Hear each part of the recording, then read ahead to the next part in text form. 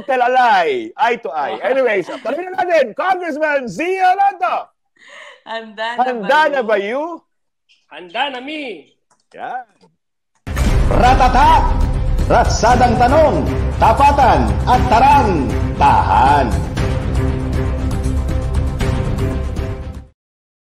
Okay, una po kong pili Nats. Pili ka lang ng isa sa mga sasabihin ko. Una, good manners or right conduct? Yan. Good manners. Okay, argument or discussion? Discussion. Respect or retrospect? Respect. Unilateral or unity? Unity. Okay. Faith, hope, or love? Ang mahirap to. Hope.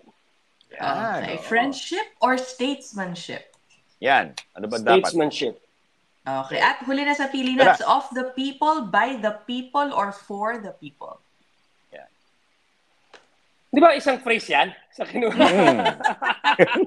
Pili ka isa. O gusto mo lahat. Okay. For the people. For the people. Oh my God. Para sa tao. Ako naman, syempre, alam mo na to. Sarot, totoo. True, lalo, totoo. Unang tanong, sarot ba o true, lalo, Kong Zia? Naniniwala ka ba na lahat ng problema o hindi pagkakaintindihan ay nadadaan sa magandang usapan? True, lalo. Naku, yan nga yun. No? Hindi sa maboteng usapan, ha? Sa magandang usapan. Una, ikalawang tanong, nangihinayang ka ba, Kong, na dahil sa politika, nababalang ang mga magagandang programa para sa masa? True, lalo.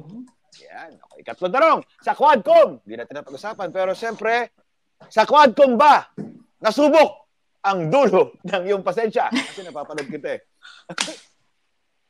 True, lalo. True, lalo. Pasensya, yung pagod mo. Pagod lahat, no? Sabi ko, narinig ko yung mga frustrations mo doon eh. O, last na, follow up to.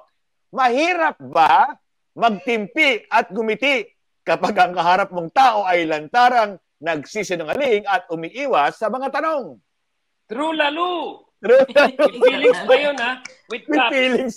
Sabi niya, huwag ka magpakit. Nagpapakit ka eh. Sabi ni Kong. Thank you, Kong. Thank you. Maraming salamat. Pasensya na kanina, ha? Pasensya na. Ratatak! Ratsadang tanong, tapatan at tarang, tahan.